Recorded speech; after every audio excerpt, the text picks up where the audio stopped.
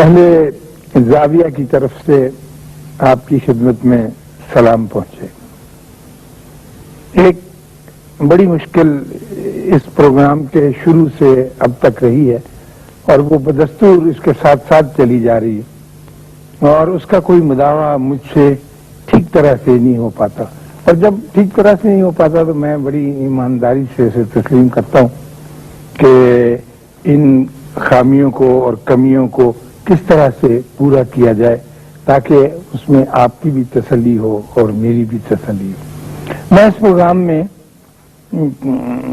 بابوں کا بہت ذکر کرتا رہا ہوں، اور آئندہ بھی اگر یہ پروگرام چلے تو ان میں بھی اس کا ذکر کروں گا، اور بابوں کی میں نے اپنے طور پر تعریف بھی آپ کی خدمت میں پیش کی تھی اور اس کی ڈیفینیشن بھی بتائی تھی کہ ضروری نہیں ہے کہ وہ بابا ایک بڑا لمبا چوغا پہنے ہوئے، گلے کے اندر ایک ہار ڈالا ہوا، اس نے منکوں کا اور ریٹھوں کا اور چھواروں کا اور لال داڑھی کی ہوئی، آنکھوں میں سرما ڈالا ہوا، سر کے اوپر چوگوش یا ٹوپی لی، وہی ہوتا ہے۔ یہ ضروری نہیں ہے۔ ایک بابا میں نے عرض کیا تھا کہ بہت ماڈرن اعلیٰ درجے کا 3 پیس سوٹ پہنے ہوئے، سرخ رنگ کی چوڑی پھندار ٹائی لگائے ہوئے، اس کے اندر گولڈ کا بروچ ٹانکے ہوئے، اعلیٰ درجے کا کیمرہ ہاتھ میں اٹھائے ہوئے، اور جتنی بھی ساری موجودہ اس دور کی اکوپمنٹ ہے اپنے ساتھ لے کے، وہ بھی بابا سکتے ہیں۔ بابا کی ایک بیسک کوالیفیکیشن ہے کہ وہ اس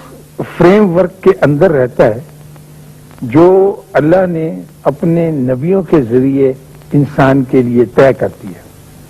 انسان کے لیے جب انسان پیدا ہوا، میں نے عرض کیا تھا اپنے اس پروگرام میں، اس کا بار بار حوالہ دیا کرتا ہے کہ جب ہو گیا پیدا تو میں کھڑا ہو کے میں نے اللہ میاں سے کہا کہ اے میرے پیارے کوزہ گر، تو نے یہ کوزہ تو بنا دیا ہے، کچھ جی تو آپ نے بنا دیا ہے، تو اس میں ڈالنا ہے کہ مجھے تو یہ پتہ ہی نہیں، میں تو پیدا ہو کے بیٹھ گیا ہوں، اب مجھے کرنا کیا ہے تو میں کیا کروں، میں نہیں جانتا۔ دیکھیے، جب میں نے عرض کیا تھا کہ جب گھوڑا پیدا ہوتا ہے تو اس کو پتہ ہوتا ہے کہ وہ ایک گھوڑا ہے اور اس نے کیا کرنا ہے، اور اس گھوڑے کے اوپر آپ اپنا بچہ بٹھا کے مری کی پہاڑیوں پہ اسے دوڑا دیتے ہیں۔ گھوڑے کو پتہ ہے کہ اس پتھر پہ پاؤں رکھنا ہے، اس پہ پاؤں نہیں رکھنا۔ ایک کتا ہے، وہ پیدا ہوتا ہے، اس کو پتہ ہے کہ یوں مجھے بو لینی ہے ایک چیز کی، اور یوں اگر کوئی غیر بندہ گھر میں آئے تو اس کے اوپر حملہ آور ہونا ہے۔ اس طرح سے سارے جانور جو ہیں بالکل پختہ پیدا ہوتے ہیں، اور ان کا فریم ورک، ان کا چوکٹا ان کے ساتھ ہوتا ہے۔ ایک بیچارہ انسان ہی ایسا ہے کہ پیدا ہوتا ہے تو پھر اس کو تعلیم کی ضرورت ہوتی ہے، اور تعلیم حاصل کر کر کے، پوچھ کے، توجہ دے دے کے، استفسار کر کر کے وہ اپنی زندگی کا ایک ڈھانچہ بناتا ہے اور ایک ڈگر تیار کرتا ہے جس پہ چلتا ہے، پھسلتا ہے، پھر چلتا ہے، پھر پھسلتا ہے۔ یعنی کتا مثلاً ہو اور وہ گھر میں چور آ جائیں تو آپ اس کی سنگری کھول دیں، اس کے کہیں کہ ہوش، اور وہ کہے جی میں نے تو ابھی ایف اے نہیں کیا تو میں کیسے حملہ کر سکتا ہوں، کچھ ایجوکیشن تو نہیں چاہیے نا سر، تو کتا بیٹھ جائے آرام سے کہ جی میں بی اے کروں گا تو حملہ کروں گا، مجھے تو نہیں آتی ہے، یا میں نے ٹائپ نہیں سیکھی، یا وہ کیا ہوتا ہے آج کل کمپیوٹر نہیں جانتا۔ تو اللہ میاں سے پوچھا گیا کہ میں جی کیا کروں، تو اللہ نے فرمایا کہ دیکھ کوزے، میں نے تیرے لیے انسان نبی کے ذریعے، نبیوں کے ذریعے تیرا ایک فریم ورک پہلے سے پہنچا دیا ہے، جیسا وہ فرمائیں اس کے مطابق تم نے کرنا ہے، اور مزے سے سیٹی بجاتے ہوئے، زندگی کے سارے مزے لیتے ہوئے، اپنی آکسیجن سے فائدہ اٹھاتے ہوئے، گرینری سے، دریاؤں سے، پہاڑوں سے، چٹانوں سے، پھر آپ نے زندگی کو طے کرنا ہے۔ تو ہم اس مقام پر آ کر پھنس جاتے ہیں، اور ہمارے درمیان وہ جو چوکٹا یا فریم ورک دیا ہوا ہے اس کے اندر اور بھی بہت ساری چیزیں داخل ہو جاتی ہیں جو انسان کو تنگ کرتی ہیں بیچارے۔ وہ جس مخلوق کا میں نے نام دیا اس کا طے شدہ ہے، وہ طے شدہ کے مطابق چلا جائے، کبھی اس کے اندر اس قسم کی ایبریشن یا ٹیڑھا پن نہیں آتا جیسا انسان کے اندر آ جاتا ہے۔ تو یہ جو بابے ہوتے ہیں جنہوں نے مجھے بہت اٹریکٹ کیا کہ یہ کیسے ہے کہ ایک سیدھے پاتھ پر، سیدھی لائن پر، سیدھے راستے پر چلے جا رہے ہیں۔ وہ پکار کے کہتے ہیں کہ اہدنا الصراط المستقیم، اور اللہ کہتا ہے کہ یہ ہے، تو وہ کہتے ہیں بسم اللہ اب ہم اس پہ ہی چلیں گے، اور وہ انعمت علیہم والے لوگ، ان کے اوپر انعام نازل ہوتا ہے، وہ بن جاتے ہیں۔ میں اس آرزو میں بھاگا رہا، بھاگتا ہوں اور بھاگتا رہوں گا کہ میں انعمت علیہم والے کسی بندے کو پکڑ لوں جس کے اوپر انعام نازل ہو، اور جب انعام جس بندے کو ملا ہے،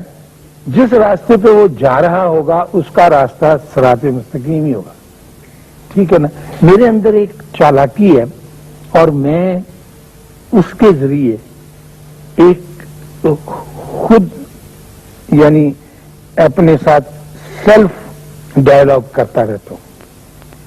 اپنے ساتھ گفتگو کرنے کا طریقہ، کہ مجھے کس طرح سے وہ راہ ہاتھ آئے جو آسان بھی ہو۔ ہم لوگ جو ہیں کم کوش لوگ ہیں، آرام طلب لوگ ہیں، اور کئی مصیبتیں ہوتی ہیں، تو میں تصور کے طور پر ایک فکشن رائٹر ہونے کی حیثیت سے یہ سوچتا ہوں